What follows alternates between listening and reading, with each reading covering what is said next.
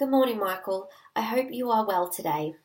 Before we begin, I would just like to thank you for attending the interview at the firm on Tuesday.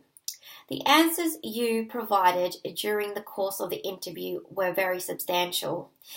They allowed me to research and investigate further into the best business structure options for your business that you are wanting to start up.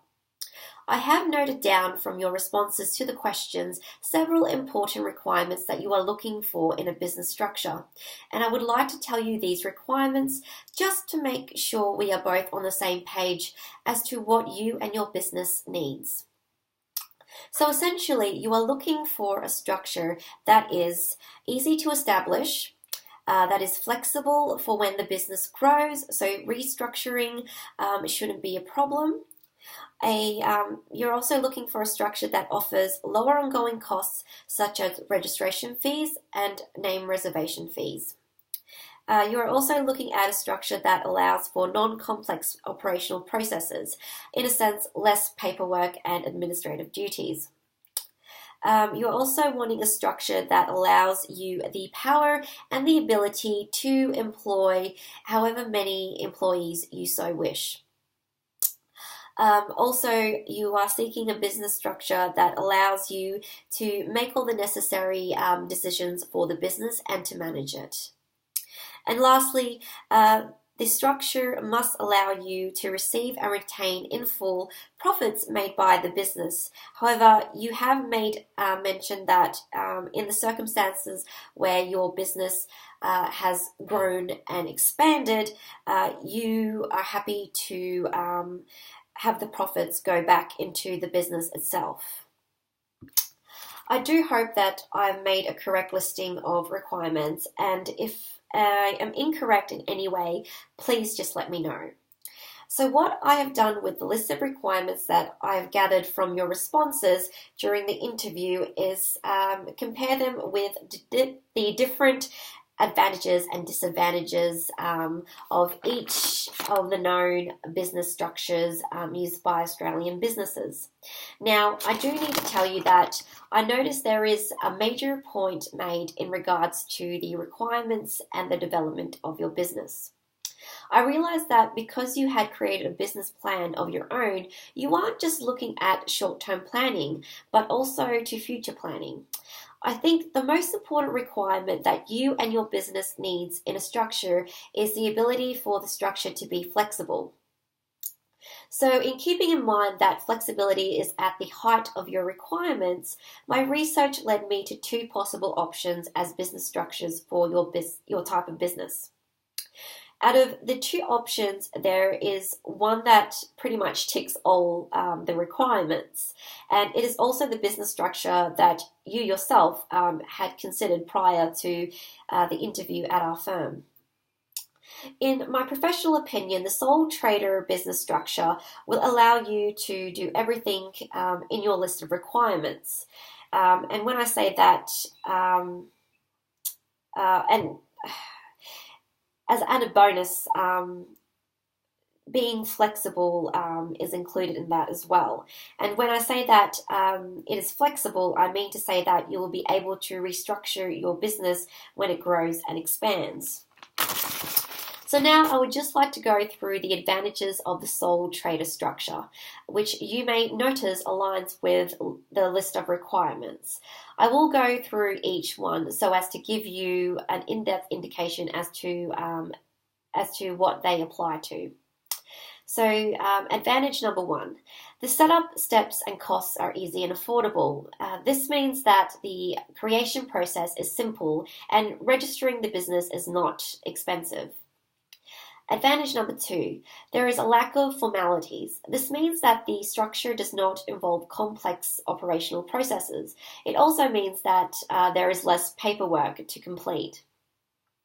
Advantage number three, the structure allows for full ownership and control of the business, which means you can make the business decisions, you can also self-manage the business, and you can employ the staff you need as the business owner.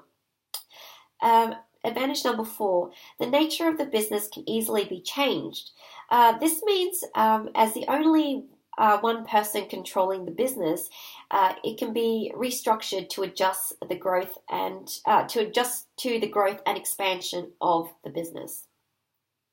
Advantage number 5, the full profits of the business goes to the owner or the controller.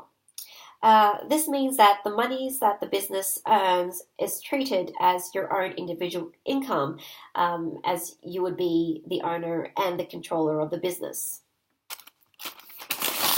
As you are probably aware, with every advantage, there are also disadvantages. I'd like to go through these disadvantages as well, seeing as you will need to know them to be able to decide appropriately. The disadvantages to the sole trader structure are as follows. Number 1, unlimited liability. This means as a sole trader, you are totally liable for all the business debts. So if your business goes bust, your house, for example, could be used to pay for those debts. Number 2, the business and the sole trader are often synonymous. This means that if you pass away, the business will end if there is a large personal contribution of skill involved by yourself. Number 3, the lack of management skills or expertise means that if you do not possess adequate management skills or even experience and knowledge, the business as a small venture will likely fail in the first years of establishment. Number 4, difficulty in receiving capital. Now, if you don't have an extensive asset base as security for loans, it will be difficult for a bank to lend you capital to expand your business if ever you need a loan. Keeping in mind these disadvantages, the only real legal issue that you may come across and that may affect your decision in making is the aspect of unlimited liability. However, if you keep to your ongoing costs for the business low through to when it eventually expands, you can avoid the possibility of being held liable for debts. I don't see a problem with this as you have the skills and expertise to run your business properly, and by the looks of it, you can and will strictly stay within budget. The second business structure option that I came across in my research is the company structure. Now, I have to honestly say that the structure would only benefit you and your business type for when it goes for when it grows and expands. I'll only touch briefly on the advantages and disadvantages of this type of business structure as for the sake of relevancy. So the advantages are, number 1, that the shareholders, owners, and members are a separate legal entity. This means that there is limited liability for you. Number 2, you can still employ staff. However, you can only employ them under the actual business structure. Number 3, you still have control over the business. If you are the only director, then you have full control of the business. The disadvantages are, number 1, the cost of establishment and the ongoing fees are expensive. Number 2, there are complex and a handful of paperwork required by law. Number 3, certain business decisions must still be recorded as part of the resolutions of the company, even though you have full control of the business as the only director. Number 4, there are many complex legal responsibilities imposed on company officers and directors.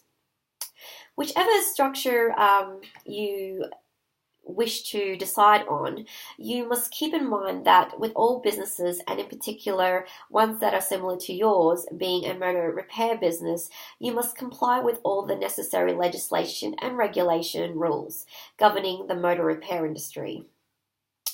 For the business to be legal, you must ensure that you register your business accordingly as prescribed under the Business Names and Registrations Act. You would also need to apply and receive the correct licenses to operate your business, such as the licenses found under the Workplace Health and Safety Act, the Trade Practices Act. Both business structures require that you conduct your business with customers in a manner that is that does not constitute misleading, deceptive, or unfair conduct, as stated within the Australian consumer law. As a mechanic workshop, you have a duty to the environment as well. That duty is to dispose of any harmful waste appropriately, as stated under the Environmental Protections Act. If you decide on the company structure, you will have to abide by and be regulated by ASIC in accordance with the Corporations Act as well. I hope I haven't bombarded you with too much information, so to wrap this up, I leave you with my recommendation, that is choosing the sole trader structure for your business. Ultimately though, the decision is up to you, but I hope I have provided sufficient clarification in this advice to help you decide. I look forward to hearing your decision.